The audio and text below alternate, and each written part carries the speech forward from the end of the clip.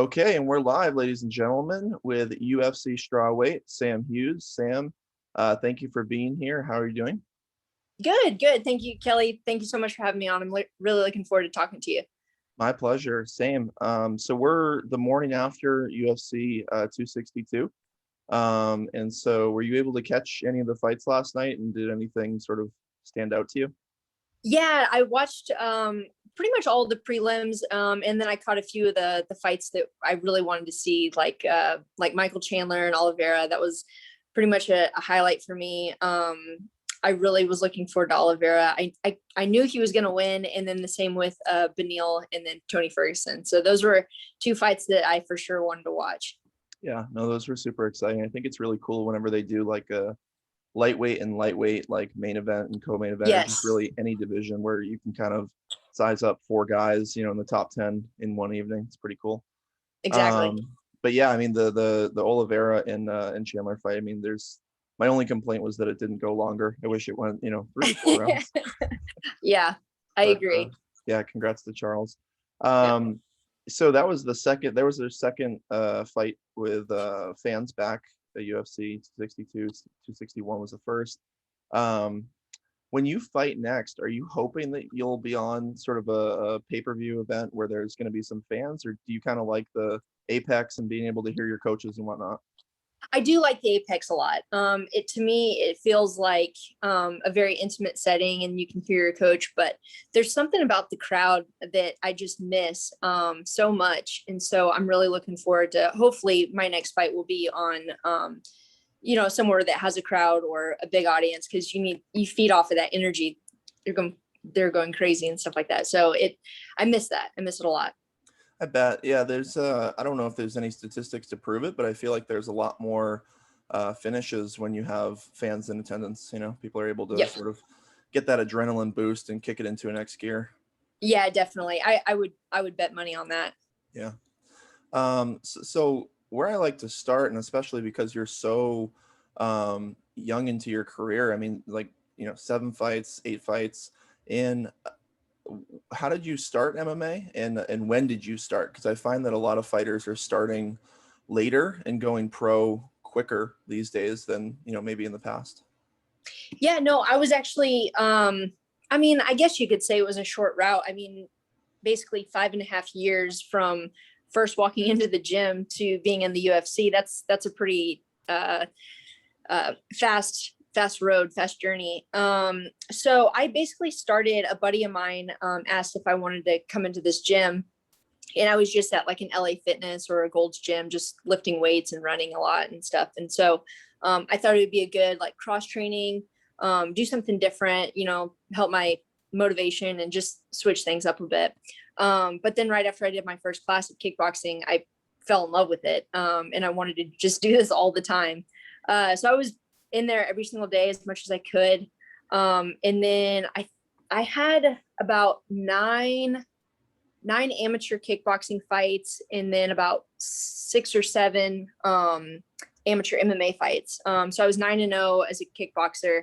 Um, and so I felt like I had a pretty good, more so than like other people. I've seen people have like 2 amateur fights and then turn pro. So, but my coach really wanted to kind of sink in the whole kickboxing and me as a striker. And then a few fights into my amateur MMA, we really sat on wrestling for a good couple years, and then developed that. So yeah, I started my career as mostly just a kickboxer, and then really focused on the grappling and wrestling. Awesome. Yeah, it's always interesting to see sort of, because mixed martial arts is so dense in terms of different techniques. It's always interesting to see where people start and then Yep. sort of where they progress to. Um, so we're a couple weeks removed from your fight with Loma. Um, your second fight in the UFC. Things decision-wise didn't go your way. From my sort of view of the fight, it looked like she came out really, really strong. She had a great first round, and then after that, it seemed like you started to pick up momentum, take the momentum away from her, and pour it on, to the point where it was really, really competitive at the end. What are your thoughts, now that you've had some time to probably digest it, maybe watch the film and just sort of think about, what went right, what went wrong? Yeah, definitely. I'm a little frustrated. I really wanted to take her down. She had really good defense as far as wrestling goes. And then going in to the second round, in between rounds, my coach decided, he was like, hey, let's just go back to the basics and know what we're good at, which is striking.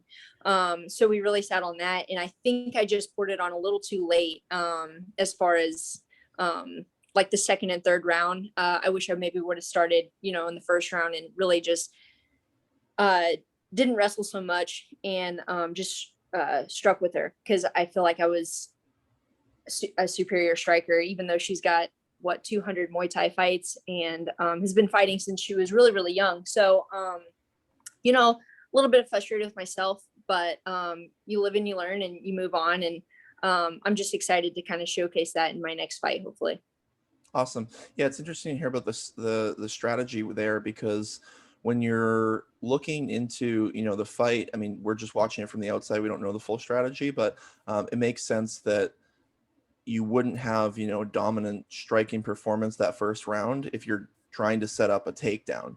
Right. Whereas when you get back to it, the striking looked quite good. You've had 2 fights now in the UFC. You had a really, really difficult veteran, tough, opponent on short notice the first fight. Credit to you for stepping in and even taking it. But what have you learned, from both of your fights in the UFC and just being in the UFC in general? Now that you're sort of in the big stage versus, a smaller organization. Yeah.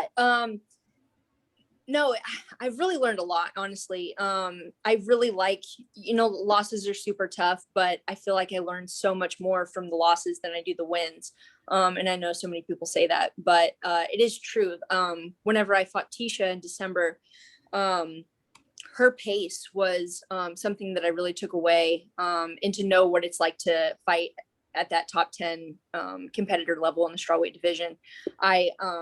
So I took that away from it and I'm like, okay, well, this is kind of the pace that I need to set. This is the standard that I need to get to, which was, to me, wasn't so far out of reach. I had an eye poke that resulted in the doctor's stoppage, but I by no means do I think it was intentional. Tecia was super cool to me after the fight, and still is. And then with Loma, I think I just, I just had the wrong strategy going in and I didn't fix it quick enough.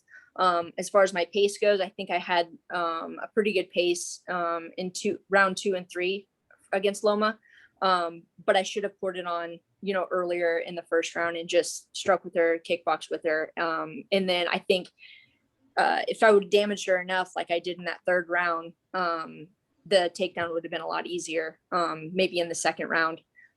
So, that's what I take away from it. I learned a lot, but I'm just excited. I've grown a lot as a fighter in these first 2 fights. So just excited to see what's next. Yeah, absolutely. Well, I don't think, most fighters are able to experience that top 10, fight until further in their career. Certainly a few wins after they are in the UFC. So it's cool that you can experience that and then just sort of emulate that in your training and understand that you're a couple wins away from getting back into that sort of, top 10 mentality of fighting and fighting those top contenders. I mean, Tecia's fought pretty much everybody that Yeah, I think there is to fight. it's funny because Tecia was fighting like on the Ultimate Fighter when I was not even in the gym. So it's funny to me that the journey that she's been on and like where I kind of parallel with her. And it's just funny. I know I've got a long road ahead of me, but I'm just really, really excited. Yeah. MMA is one of those sports where, I mean, you can have a 21-year-old, 22-year-old going up against a 40-year-old, and it's and it can be a great fight, Yep. That's really interesting. So talk to me about the Tecia Torres fight a little bit more, because that was your first fight in the UFC. You took it on extremely short notice and you took it against like an extremely difficult opponent. How did that call come through? And then why did you take it? Because I know a lot of people would probably say, that's not it's going to be a tough fight. That's not what I want for my first, showing in the UFC, but you took it and handled it really well. Yeah, no, Mick actually messaged me over Instagram it was that Sunday. And so basically 6 days, essentially, or 5 days before weigh-ins, he messaged me and he said, "Hey, I've got a fight for you." And he had been looking for a while, because we'd been in contact. And he said, "Hey, I've got a pretty good fight for you, but it's a really tough opponent." And so I messaged my coach and I was like, "Hey, this is the deal." I screenshotted it, sent it to him. And immediately he was like, "Well, who is it?" Ask him who it is. And so he said Tecia, and we found out. And I think I just got done with breakfast. I was drinking my coffee. I think I had like a couple of cookies or something like that with my coffee. Yep. And so immediately I ran to the gym and hopped on the treadmill because I knew I had a lot of weight to lose. So it was about 20 pounds in 5 days, but yeah, it was a rough week, but there was so much going on. I think it was just between like the media stuff and flying out. I mean, I had really no time to eat. So it was, it worked out. Right. Right. Yeah.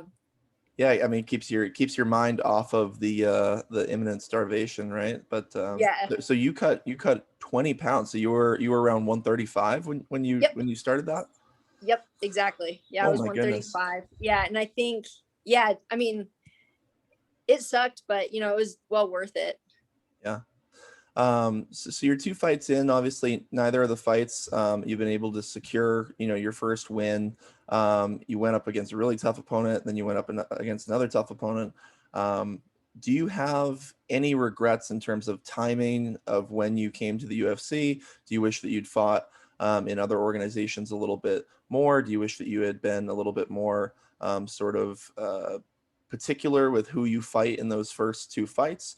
Or, do you feel like you're so early into your career that it's going to be really easy for you to bounce back from these 2 fights and take a lot of the lessons that you were saying that you maybe wouldn't get if you fought someone that was, a little bit less experienced and sort of, beat them up?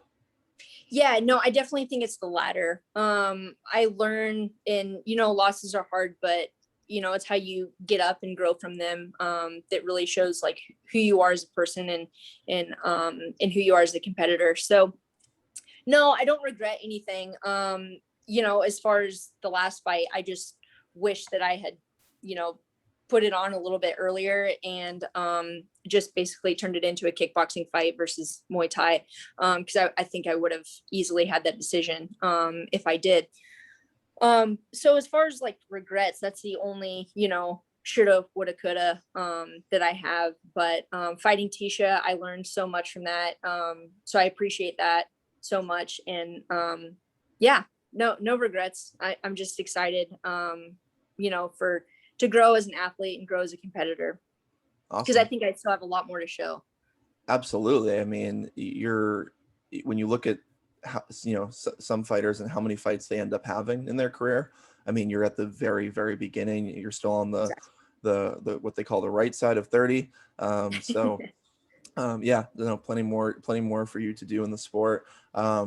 And that's sort of a good segue because I'm curious what is next, right? Like how soon are you going to look to fight? Have you had any, discussions in terms of your next opponent, and is there someone or some style that you'd really like to test yourself against? Yeah. It's funny. We were in contact with Mick earlier this week. He tried to match us in September, but they rematched the girl with somebody else. So it just didn't work out. But, it's nice to know that they're still looking and they're wanting me to put me back right back in and stuff. So that makes me happy. But, I came out of that fight like pretty much uninjured. I think I had like a little bit of mat burn on my elbow, but that's sure. It. Yeah. I felt great. So, hopefully I can get in within the next like 3 to 4 months. I want to sit on a couple things, develop a little bit more of my skill set and see what happens. But, as long as I know they're looking for me and as long as I know that, I'm on their mind as far as like getting matched and stuff, that makes me happy. So, we'll just see what happens. I don't know what Mick and my coach are pretty much always in contact. So whatever they decide to do, I'm going to be more than happy to accept. That's great. Yeah, I'm happy that they are not sort of looking the other way, because, I mean, obviously you stepped in on short notice against a top 10 opponent, and then had a really good fight with Loma. So I'm glad that, they're not looking at it as 2 losses and trying to, Right. sort of move on. I feel very, very bad for fighters that, come into the UFC, take fights on short notice, and that is sort of looked at as their body of work, because, I mean, it's just clearly not, Yeah, Um, exactly. Excellent. So, when you're not fighting MMA and training, what do you do outside of that for hobbies? I'm always interested to hear, like, because training is so intense, like when you do have that little bit of spare time, what do you do? Yeah, that's a really good question. I don't have much free time outside of training. I mean, I like to train as much as I can, 2-3 times a day, but I've got this little fat meatball American bulldog that I like to take on walks sometimes, and we go out. It's so beautiful up here in Seattle, especially now, not so much in the winter time, but in the summertime it's really, really nice. So we like to get out, go on long walks and stuff through the woods, and just kind of unwind that way. And my mom also lives in Dallas, so whenever I can, I try to get out there, go see her, go see my brother, travel and things like that. So, but that rarely happens, maybe twice a year. Yeah, yeah. Well, it's been tough to travel recently, and then obviously you've been quite busy yourself the past few Yep, months. So that's that's true. awesome. Yeah, I was in Dallas last weekend. It's a huge but very nice city. Yes. Um, So the other thing that I'm curious about is, we've heard all these stories of fighters, with like aspirations to do something with their career, and then they fall in love with MMA, and they, eventually get to the UFC. Like, I always remember the one about like Dominic Reyes. I think that he was um, like IT support manager or something before the Oh, UFC. wow. Yeah, so it's always interesting for me to ask, like, accomplished fighters like yourself, if you weren't competing in MMA, what do you think you'd be doing for a career? What would you be doing for a living? Well, so a couple of years ago, I actually had a really good career in accounting and finance, and so that's my background. I'm more of like a numbers person, very logical, and then I've got my master's in sports management. So I quit that job about a year and a half ago, and just decided to dedicate myself full time. I was able to save up a little bit of money and just live off that while I'm fighting here and there. So Wow. it'd be in the finance accounting industry. Very cool. So you will be just fine after the UFC. You'll be able to career transition quite well. That's very cool. Yeah, if I don't have too many punches to the head, then yeah, I will. Right. Right. Yeah, it'd be interesting in a job interview. I took a sabbatical to go fight in the UFC for a few years, Right, exactly.